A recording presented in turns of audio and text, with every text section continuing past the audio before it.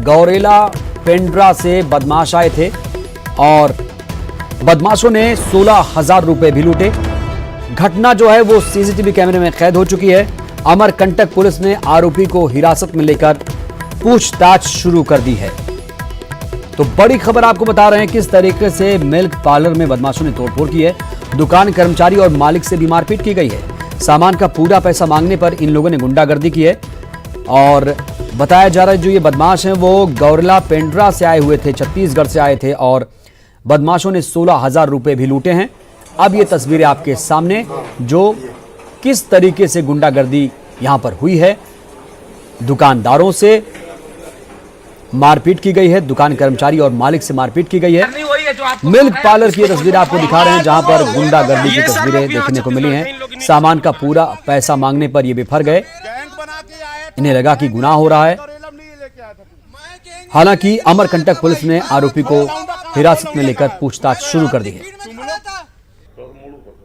बदमाशों ने 16,000 रुपए भी लूट लिए हैं। हालांकि पुलिस ने अब आरोपी को गिरफ्तार कर लिया है, हिरासत में ले लिया है और पूछताछ भी चल रही है। लेकिन तस्वीरें आप देखिए किस तरीके से यहां पर गुंडागर्दी देखने को मिली है। मिल्क पार्लर में बदमाशों ने बाकायदा तोड़फोड़ की और दुकान कर्मचारी और मालिक से मारपीट की, 16,000 रुपए लूटे। हालांकि पुलिस ने एक्शन लेते हुए आरोपी को हिरासत में ले लिया है और पूछताछ की जा रही है। गैंग बना के आया था, गैंग लेके आया था, गौरेला में नहीं लेके आया था। मैं गैंग लेके नहीं आया था भाई। मैं वो लौंडा कहाँ है? मैं तो पब्लिक भीड़ में खड़ा था।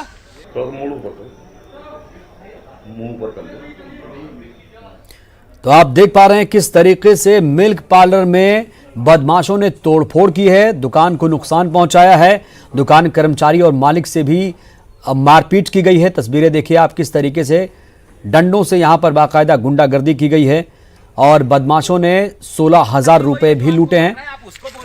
अमरकंटक पुलिस ने आरोपी को फिलहाल हिरासत में ले लिया है और पूछताछ की जा रही है। बताया जा रहा है कि बदमाशों ने यहां पर 16,000 रुपए भी लूटे। बात सिर्फ इतनी सी है कि सामान का पूरा पैसा मांगा गया। जाहिर सी बात है जितने का सामान उतना पैसा देना चाहिए, लेकिन यही बात बदमाशों को नागवार गुजरी। उसके बाद इन लोगों ने यहां पर गुंडागर्दी की।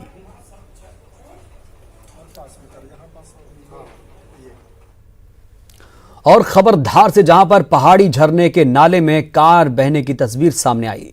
जानकारी के मुताबिक अचानक बारिश होने से झरने में पानी आ गया। कार के बहने का वीडियो वायरल हो रहा है। धामनोद के जोगी बैडा गांव की यह घटना आपको दिखा रहे हैं। पानी की तेज रफ्तार में कार एक खिलौने की तरह बहती हुई नजर आ रही है। ढाल पंचायत के जोगी बैडा झरने में अचानक से पानी बढ़ने से 3 कारें बहने लगी। हालांकि किसी तरीके से वहां पर मौजूद लोगों ने 2 कारों को तो निकाल लिया, लेकिन एक कार पानी की तेज रफ्तार में किस तरीके से बह रही है वो तस्वीरें आप देख पा रहे हैं। बड़ी बात यह रही कि कार में कोई शख्स सवार नहीं था। धार के जोगी भड़क झरना को देखने के लिए बड़ी तादाद में लोग पहुंचते हैं। आज भी लोग यहां पहुंचे हुए थे और बारिश की वजह से अचानक झरने में पानी का बहाव तेज हो गया। पुलिया पर खड़ी गाड़ियों में से 3 कारें बहने लगी। 2 कार तो वहां के लोगों ने बचा ली, लेकिन एक कार जो आप तस्वीरों में देख रहे हैं करीब 300 फीट गहरी खाई में जा गिरी। उसके बाद लोगों ने इसका वीडियो बनाना शुरू कर दिया।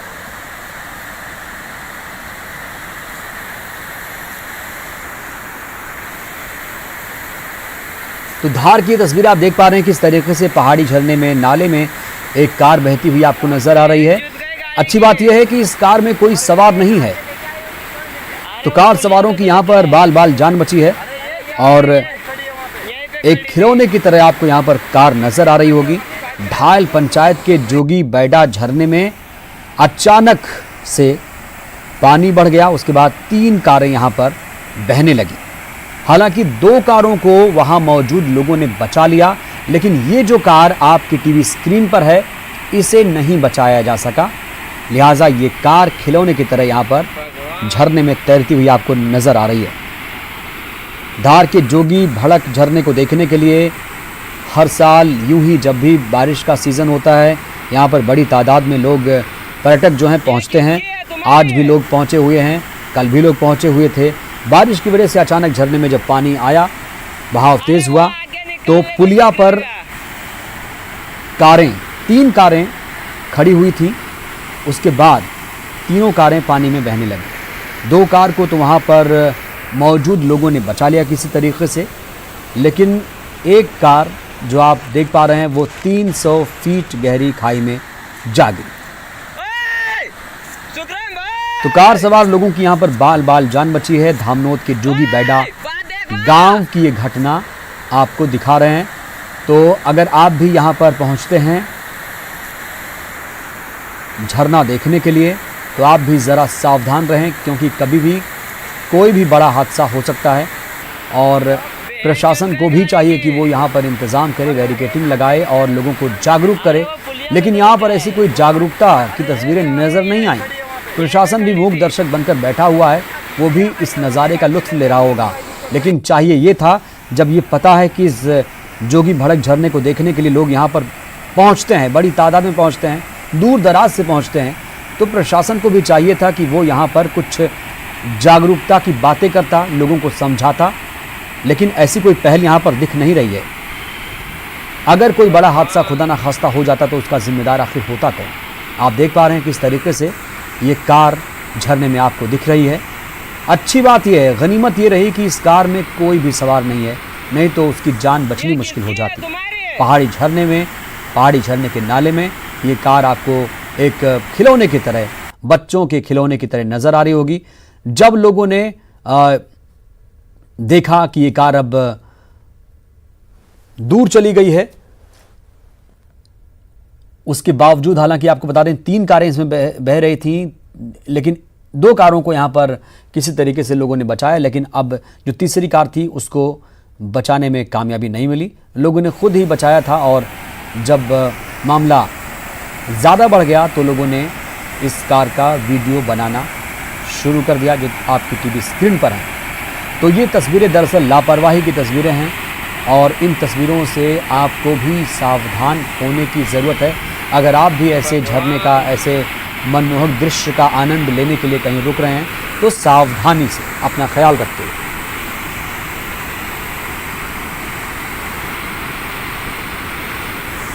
और भोपाल से इस वक्त की बड़ी खबर आपको बताने जा रहा हूं। राजधानी में कोरोना पर ब्रेक नहीं लग पा रहा है। कोरोना के 210 नए मरीज मिले हैं। शहर के कई इलाकों से अब मरीज मिलने शुरू हो चुके हैं, जो कि चिंता का विषय भी है, क्योंकि लगातार कहा जा रहा है कि कोरोना पर ब्रेक लग जाएगा, लेकिन ऐसे हालात नजर नहीं आ रहे हैं। कोरोना के 210 नए मरीज मिल चुके हैं और ये जो आंकड़े हैं वो लगातार बढ़ रहे हैं। राजधानी में, भोपाल में कोरोना पर ब्रेक नहीं लग पा रही है, और हम सब, आप सब इसमें जिम्मेदार हैं, क्योंकि कहीं ना कहीं सोशल डिस्टेंसिंग और मास्क, इसका इस्तेमाल सही तरीके से नहीं हो रहा है। और कहा जा रहा था कि जब ज़रूरत हो तभी घर से बाहर निकलें, इसका भी सही तरीके से पालन नहीं हो रहा है।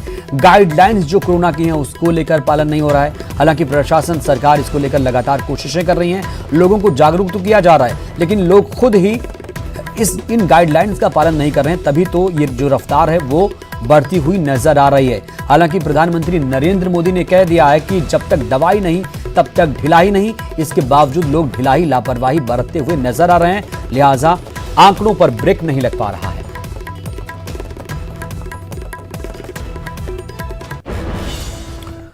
और भोपाल से खबर, जहां पर संगठन स्तर पर बीजेपी में एक और नियुक्ति हो गई है। हितनंद बीजेपी के सह संगठन मंत्री बना दिए गए हैं। राष्ट्रीय अध्यक्ष जेपी नड्डा ने नियुक्त किया है, और हितनंद अभी संघ से भी जुड़े हुए हैं और प्रचारक भी हैं, तो संघ से इनकी अच्छी खासी जमती है और वहां पर खासे सक्रिय हैं और प्रचारक भी हैं, लिहाजा उनको एक बड़ा पद यहां पर मिला हुआ है। एक बड़ी जिम्मेदारी भी कहा जाएगा, क्योंकि चुनाव आने वाले हैं, उसमें भी उन्हें सक्रिय होना पड़ेगा, उसमें ग्रास रूट पर काम करना पड़ेगा, संगठन को ज़्यादा मजबूत करना पड़ेगा। ये सब उन्हें चुनाव से पहले ही करना पड़ेगा, क्योंकि 27 सीटों पर उपचुनाव हो रहा है मध्य प्रदेश में, और 9 सीटें बीजेपी को जीतनी बहुत जरूरी हैं। अगर वो बहुमत का आंकड़ा जो 216 है वो पाना चाहती है, तो 9 सीटें हर हाल में बीजेपी को 27 सीटों में जीतनी है, जो कि ज्यादा चुनौतीपूर्ण तो नहीं है, लेकिन फिर भी इस नियुक्ति को महत्वपूर्ण माना जा रहा है क्योंकि जो हितनन साहब हैं वो संघ से जुड़े हुए हैं, संघ में बहुत उन्होंने काम किया हुआ है, प्रचारक भी हैं। और ज्यादा जानकारी के साथ हमारे सहयोगी शरद श्रीवास्तव जुड़े हुए हैं। शरद, हितनन साहब को जो संघ से जुड़े हुए हैं, प्रचारक भी हैं, अब उन्हें बीजेपी के सह संगठन मंत्री बना दिया गया है। क्या किरदार होगा, क्या जिम्मेदारी होगी आगे? बिल्कुल, देखिए आपने सही कहा, हितानंद शर्मा है, उनको नियुक्त किया गया है सह संगठन मंत्री। और निश्चित तौर पर ये जो नियुक्ति है वो कहीं ना कहीं बीजेपी संगठन में संघ का जो दखल है या प्रभाव है उसके बढ़ते हुए स्वरूप के तौर पर देखना चाहिए, क्योंकि हितानंद जो है अभी संघ के प्रचारक हैं और विद्या भारती के साथ में वो काम करते रहे हैं। लिहाजा सीधे तौर पर वो संघ के व्यक्ति हैं और संगठन में अगर आए हैं तो निश्चित ही संघ का जो प्रभाव है वो बढ़ेगा। एक और महत्वपूर्ण बात यह है कि हितानंद की उपचुनाव से ठीक पहले ये नियुक्ति ग्वालियर चंबल के लिहाज से भी महत्वपूर्ण मानी जा रही है, क्योंकि हितानंद ग्वालियर चंबल में भी संघ के अलग अलग जो आनुषंगिक संगठन है उनमें काम कर चुके हैं। और सबसे ज्यादा जो उपचुनाव की सीटें हैं इस बार 27 में से 16 सीटें वो भी ग्वालियर चंबल संभाग की ही हैं। तो 2-3 लिहाज से ये नियुक्ति महत्वपूर्ण है, एक तो उपचुनाव और दूसरा संघ का जो प्रभाव बीजेपी में बढ़ता हुआ अब हितानंद की नियुक्ति के बाद दिखाई दे रहा है। बिल्कुल शरद, ये तो साफ तौर पर जाहिर है कि संघ का जो अपना प्रभाव है पार्टी में वो तो हमेशा से रहा है। तो क्या जो आपने कहा कि ग्वालियर चंबल का अंचल का जो इलाका, क्योंकि 16 सीटें वहां से आती हैं, वो महत्वपूर्ण हो जाती हैं और ऐसे में चुनौतियां ज्यादा बड़ी हो जाएंगी अब बीजेपी के लिए? देखिए, बिल्कुल बीजेपी के लिए चुनौतियां तो बड़ी हैं, क्योंकि ये जो उपचुनाव है वो कहीं ना कहीं करो या मरो का ही चुनाव है। दोनों ही पार्टियों का जो राजनीतिक भविष्य है सत्ता में वो इसी उपचुनाव पर निर्भर करता है और 27 में से कौन कितनी सीटें जीतता है। हालांकि बीजेपी के लिए एक राहत की बात यह है कि उसे बहुमत हासिल करने के लिए केवल 9 से 10 सीटें ही चाहिए हैं और बाकी की सीटों पर अगर उसको जीत ना भी मिले तब भी सत्ता के लिहाज से उसको परेशानी नहीं है। लेकिन एक मैसेज कहीं ना कहीं जाएगा कि जिन लोगों ने दल बदल किया उनको जनता ने कितना स्वीकारा, कितना नहीं स्वीकारा, तो ये सब नतीजों पर निर्भर करेगा। लिहाजा बीजेपी की कोशिश ही रहेगी कि वो बिल्कुल, आपने शरद दल बदल की बात की और अगर कांग्रेस के जो कई सारे विधायक वो बीजेपी में अगर नहीं गए होते शरद, तो जो 27 सीटों का आंकड़ा वो कम ही होता। बहुत बहुत शुक्रिया आपका।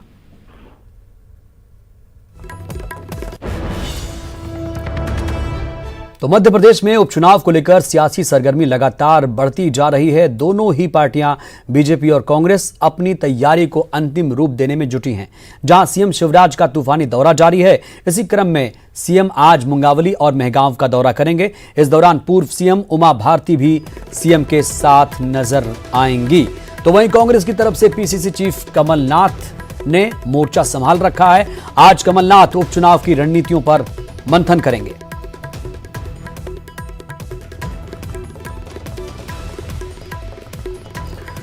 तो सियासी सरगर्मी तेज होती जा रही है। दोनों पार्टियां बीजेपी और कांग्रेस अपनी तैयारी को अंतिम रूप देने में जुटी हुई हैं।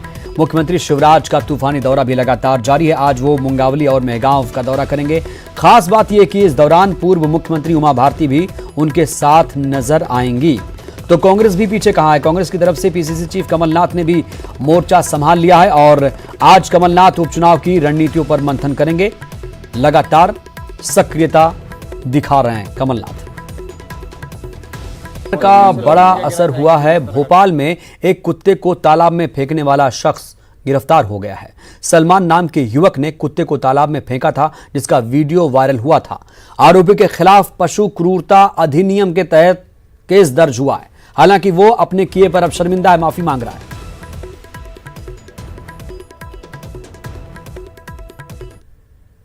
सबसे माफी मांगना चाहता हूँ। अब जीवन में कभी किसी बेजुबान को परेशान करेंगे? नहीं सर, कभी नहीं करूँगा। क्या कहना चाहेंगे जो इस तरह का करते हैं? ऐसा कभी कोई ना करे, अपने पूरा लाइफ खराब हो जाती है उसमें। हाँ, दिमाग में क्या चल रहा था जब ये सोचा कि कुत्ते को पानी? सर ऐसी मजाक मस्ती के चक्कर में हुआ ये सब कुछ। क्या मैम काफ़ी वीडियो वायरल हुआ था ये? हाँ, काफ़ी वीडियो चला ये। इसमें जन नागरिकों की काफ़ी इसमें निंदा भी आई, जिसमें हम लोगों ने जब इस वीडियो को देखा तो तत्काल हमने टीम लगा दी थी कि ये बंदा ये अकाजी कैम्प का बंदा और इधर बोर्ड क्लब पर आके इसे ऐसा कृत्य कर रहा है, तो वो फिर असहनीय हो गया, तो इसको फिर गिरफ्तार किया गया। मैम क्या लगता है कि धाराएं क्या है, क्या सजा हो सकती है और बाकी लोगों को क्या मैसेज जाना चाहिए? धाराएं 429 11 पशु क्रूरता अधिनियम लगाया है इस पर, और लोगों को मैं ये सिर्फ मैसेज देना चाहती हूँ कि ये बेजुबान जानवर हैं और इनमें भी जान है। तो आप जैसे आपके घर में बच्चे होते हैं छोटे, जब तक वो बोल नहीं पाते, जब तक वो अपनी पीड़ा नहीं बता पाते, इन जानवरों से भी ऐसे प्यार करें। ये जो आरोपी है इसे भी तो रियलाइज है क्या जीवन में दूसरे लोग ऐसी घटना करें, इसके लिए क्या और सजा इसे पुलिस भी अपनी तरफ से देगी? और सजा है वो मैं आपको कैसे बता दूं, लेकिन फिर भी उन कानून तो अगर वो कुत्ता जिंदा नहीं मिलता है, मर जाता है, तो 5 साल की सजा तो इसको कोर्ट देगी ही। बिल्कुल। तो अब पुलिस ये भी तय करेगी कि जिस बेजुबान जानवर को इस सलमान ने बड़े तालाब में फेंका था, क्या वो जिंदा है? अगर वो कुत्ते की मौत हो गई है तो जाहिर सी बात है सलमान की मुश्किलें और बढ़ भी सकती हैं। कैमरा पर्सन अजित अवर के साथ जितेंद्र शर्मा, न्यूज़ 18 भोपाल। और खबर बिलासपुर से, जहां वीडियो कॉलिंग पर बात कर अश्लील वीडियो बनाकर ब्लैकमेल करने वाले युवक को कोतवाली पुलिस ने बाग बाहरा से गिरफ्तार कर लिया। आरोपी ने युवती को अश्लील वीडियो वायरल करने के नाम पर 65,000 भी वसूल लिए। बाद में पुलिस में शिकायत के बाद आरोपी को गिरफ्तार कर लिया गया। की आपत्तिजनक वीडियो डर के हमारे जब उसने शेयर कर दी तो उससे फिर पैसे की गुहाई करने लगा कि वीडियो कहीं अपलोड कर दूंगा, रिश्तेदार को भेज दूंगा कहकर लगभग 65,000 से अधिक की राशि उसने ब्लैकमेलिंग करके वसूली कर ली। बात कोरबा की, जहां के एसीसीएल कुसमुंडा खदान के स्टॉक यार्ड में लगी आग जून महीने से धधक रही है। आग बुझाने के सभी प्रयास अब तक विफल साबित हुए और इसका खामियाजा रेल प्रबंधन को भी भुगतना पड़ रहा। यार्ड से जलती कोयला मालगाड़ी में लोड करने की वजह से मालगाड़ी आग की चपेट में आ जा रही है। सूत्रों का दावा है कि अब तक 2 करोड़ से ज्यादा का कोयला जलकर खाक हो चुका है। रेलवे ने एसीसीएल प्रबंधन को पत्र लिखकर स्टॉक यार्ड की जगह खदान से फ्रेश कोयला लोड करने को कहा। रेलवे ने मालगाड़ी विलंब होने पर डैमेज चार्ज के साथ ही कानूनी कार्रवाई करने की चेतावनी दी।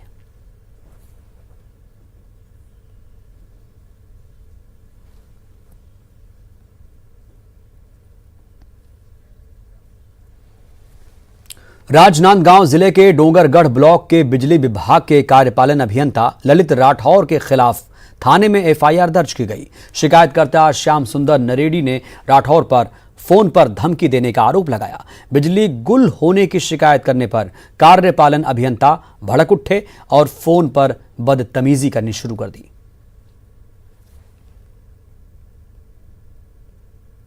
लाइट बंद हो गया था रात में, तो मैंने कंप्लेंट नंबर में विभाग को फ़ोन किया, वहाँ फ़ोन रिसीव नहीं किया गया मेरा। तो फिर मैंने विभाग के जी को फ़ोन लगाया, उन्होंने मेरा फ़ोन रिसीव नहीं किया। तो मैंने विभाग के कार्यपालन अभियंता श्री राठौर साहब को फ़ोन लगाया, मेरा फ़ोन उठाया, लेकिन बोले मैं तुम्हारे कंप्लेंट के लिए नहीं बैठा हूँ, आप मेरे को कैसे फ़ोन लगा सकते हो, मैं तो करूँ। मैं ठीक है, मैं आपसे सांसद से शिकायत करता हूँ आपकी। बोले आप प्रधानमंत्री मुख्यमंत्री तक मेरी शिकायत करो, क्या बिगाड़ लेंगे मेरा। बोले और तुम मेरे को अकेले मिलो, मैं तुमको देखता हूँ, बोले कितना तुम वो करते हो। बोले ये श्याम कुमार नरेडी है अपने डोंगरगढ़ खास का, उनके द्वारा दिनांक 28 तारीख को कुछ शिकायत हुआ था, जिसमें बिजली विभाग के श्री राठौर ने उनको कुछ अभद्रतापूर्ण बर्ताव किया था। इस संबंध में उन्होंने आवेदन दिया था।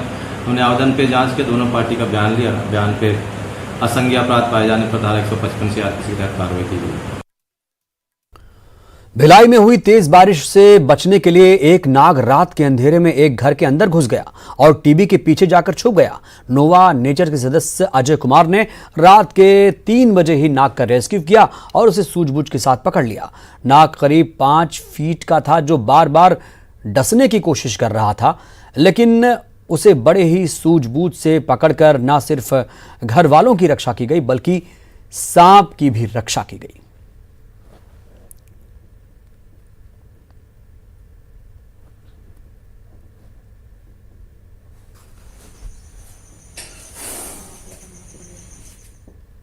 इधर एमपी के कई जिलों में बारिश को लेकर मौसम विभाग ने अलर्ट जारी कर दिया है। इंदौर, होशंगाबाद, भोपाल, रायसेन समेत कई जिलों में तेज हवाओं के साथ बारिश हो सकती है, ऐसा अनुमान है। देखिए ऐसा है, एक कम दबाव का क्षेत्र कल जो है बंगाल की खाड़ी में आंध्र प्रदेश कोस्ट में बना हुआ है, जिसके आज जो है और तीव्र होने की संभावना है, जिसके कारण मानसून द्रोणिका भी भोपाल से होकर गुजर रही है। कोटा भोपाल से होकर जो है बंगाल की खाड़ी तक गई है। साथ ही साथ एक तीसरा जो सिस्टम है वो दक्षिण गुजरात में बना हुआ है।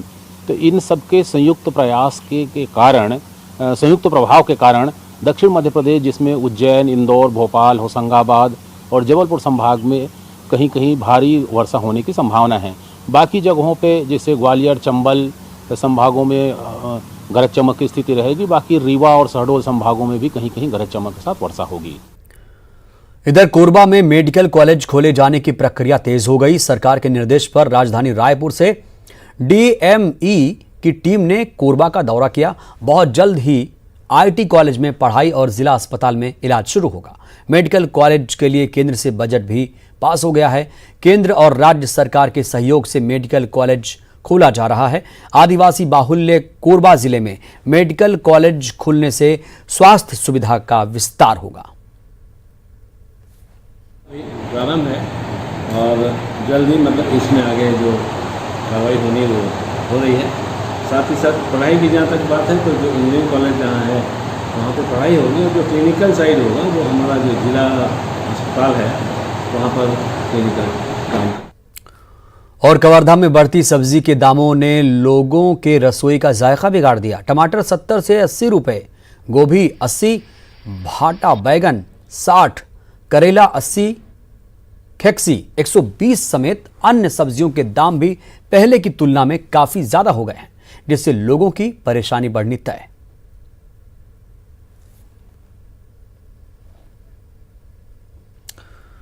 और अब बात करते हैं ईमानदारी की मिसाल की। बैंक से 9 लाख रुपए निकालकर वापस लौट रहे साउथ ईस्टर्न कोलफील्ड्स लिमिटेड के एक कर्मचारी, रिटायर्ड कर्मचारी के बैग से 2.5 लाख रुपए सड़क पर गिर गए। शाम को घर से टहलने निकली एक युवती की इस पर नजर पड़ी और वह नजदीक में ही संचालित एक परिचित के चॉइस सेंटर में पहुंच गई और घटना की जानकारी दी। इसके साथ ही चॉइस सेंटर के बाहर लगे CCTV कैमरे का फुटेज भी खंगाला गया और रिटायर्ड कर्मचारी गणेश साहू का पता चला, जिसे पूरे रकम वापस लौटा दी गई।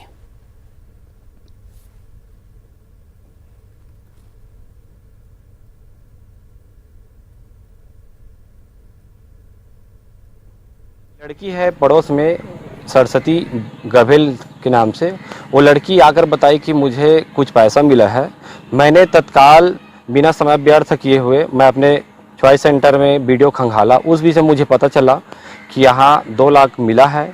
मैंने तुरंत रजगवार चौकी और नज़दीकी SBI बैंक में संपर्क किया। उसके बाद में सवेरे उस व्यक्ति, जिस व्यक्ति का पैसा ले जा रहे थे 9 लाख, उसमें का 2.5 लाख यहाँ गिर चुका था। उसको मैं बाकायदा यहाँ बुलाकर वीडियो फुटेज दिखाया, फिर मैं उसको समर्पण। दंतेवाड़ा में माडरी नाला पार करने के लिए आदिवासी ग्रामीणों ने जुगाड़ से 70 मीटर झूला पुल बना दिया। इसी झूला पुल के सहारे दर्जनों गांव के 10,000 से ज्यादा आदिवासी आना जाना करते हैं। बरसात के समय इंद्रावती नदी पार का क्षेत्र जो है पूर्णतः टापू में तब्दील हो जाता है। सरकार ने बरसात के समय इंद्रावती नदी पार करने के लिए बोट की व्यवस्था तो कर दी है, लेकिन माडरी नाला पार रहने वाले लोगों की मुश्किलें कम नहीं हुई, जिसके बाद ग्रामीणों ने बल्ली और पेड़ की टहनियों से जुगाड़ कर ये झूला पुल बना दिया। ये पुलिया मात्र 4 बल्लियों के सहारे टिका हुआ है और जानकर इसमें सस्पेंशन ब्रिज का टेक्निक होना बताते हैं जानकार। अब आपको 2 तस्वीरें दिखाते हैं। दंतेवाड़ा के झूला पुल की तरह ही लद्दाख में सेना ने एक पुल बनाया। भारत की सबसे लंबी सस्पेंशन ब्रिज लद्दाख में मौजूद मैत्री ब्रिज है, जिसे सेना के जवानों और स्थानीय नागरिकों ने मिलकर बनाया था, जिसकी लंबाई 260 फीट है।